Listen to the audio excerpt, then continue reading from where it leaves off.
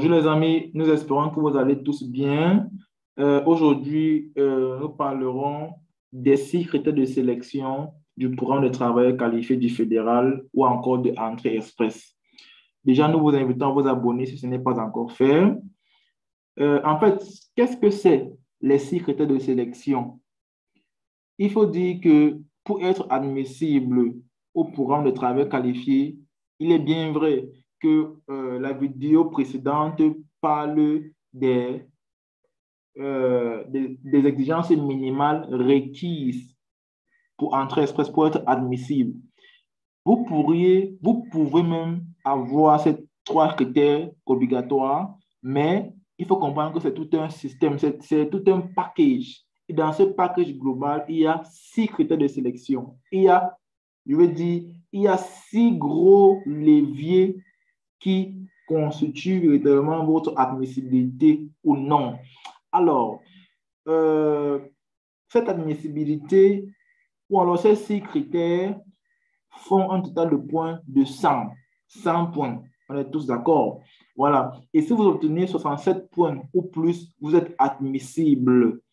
Mais si vous avez en deçà de 67 points, vous n'êtes pas admissible. Mais cependant, vous pouvez donc améliorer votre score pour être admissible, n'est-ce pas?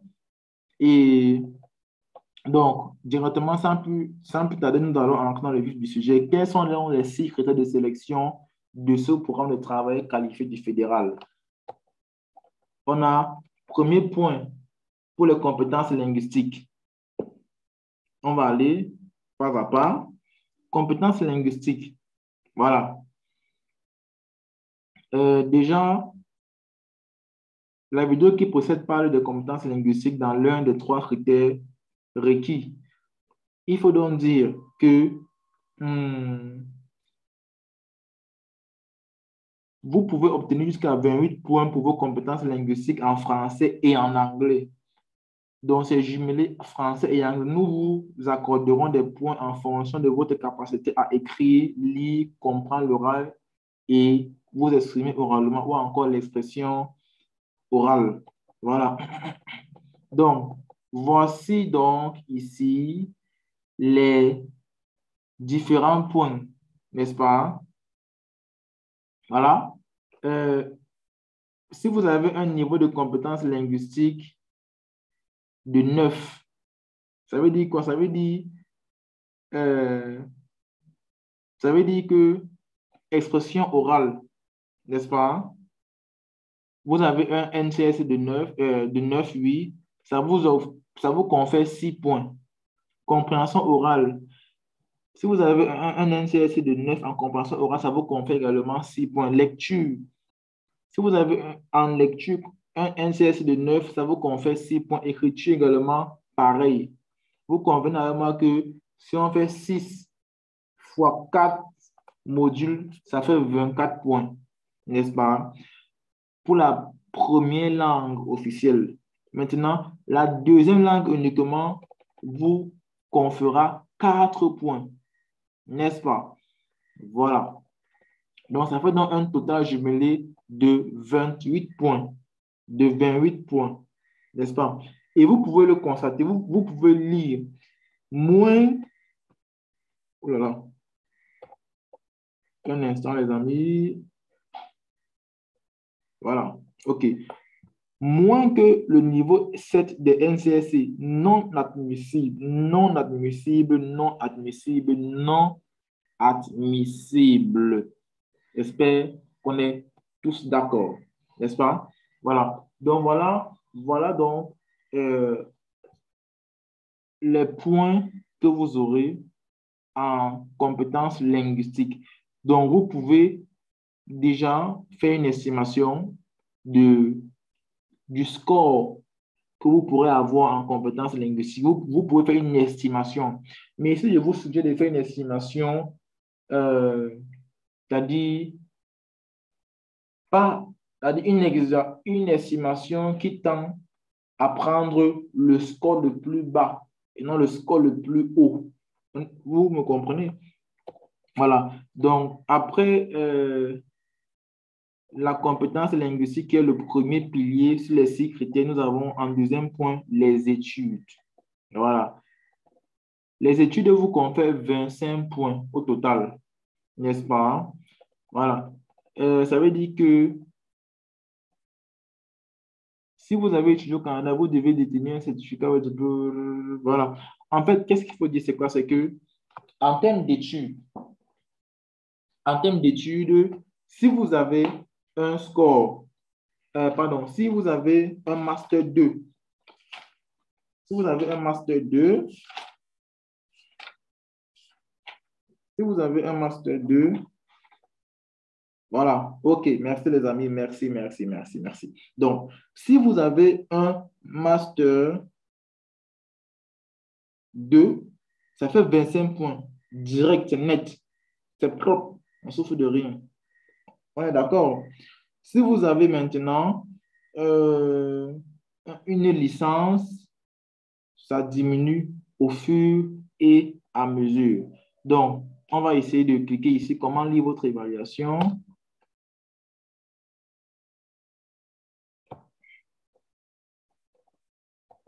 Non, non, non.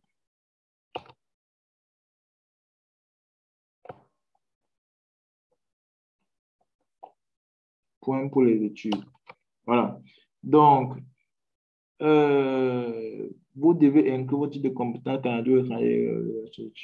comment calculer les points et calculer vos points pour les études. Donc, pour les études, le maximum de points, c'est 25 points. On est d'accord là-dessus? OK.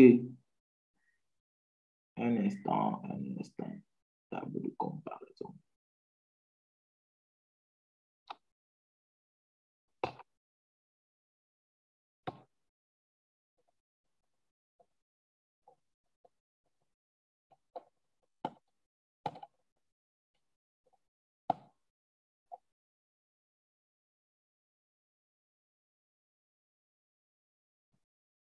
OK.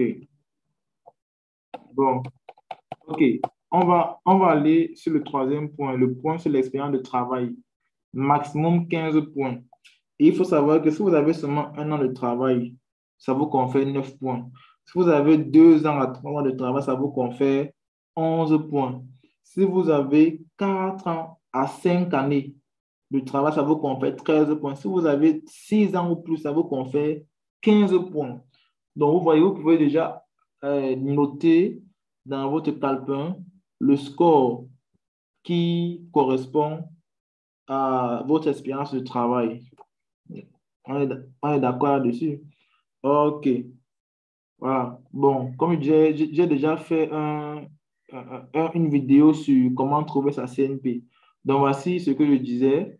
1 an, 9,2 à 3 ans, 11,4 ou 5 ans, 13 points, 6 ans ou plus, 15 points. OK.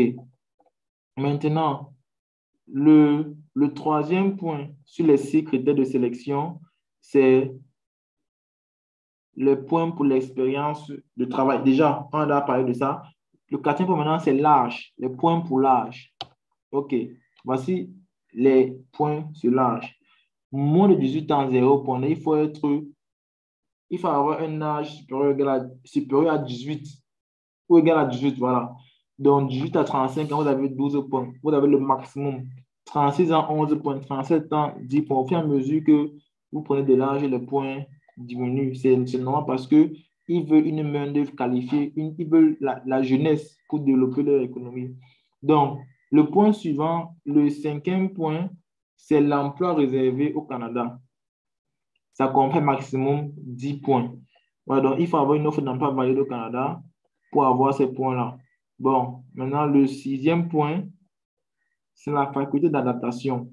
Ici, on parle de est-ce que vous ou votre époux avez un membre de la famille au Canada? Quand on parle de membre de la famille au Canada, on parle du père, de la mère, des enfants et ou des frères, n'est-ce pas? Voilà. Dans la faculté d'adaptation, on a en premier tiré le niveau de compétence linguistique de votre époux conjoint de fait. Ça vous confère 5 points. On a en petit b vos études antérieures au Canada, ça vous confère 5 points. On a les études antérieures au Canada de votre épouse, ça vous confère également 5 points. On a votre travail au Canada, ça vous confère 10 points. On a le travail antérieur, ça vous confère 5 points. Emploi réservé au Canada, ça vous confère 5 points. Membre de la famille au Canada, ça vous confère 5 points. Voilà.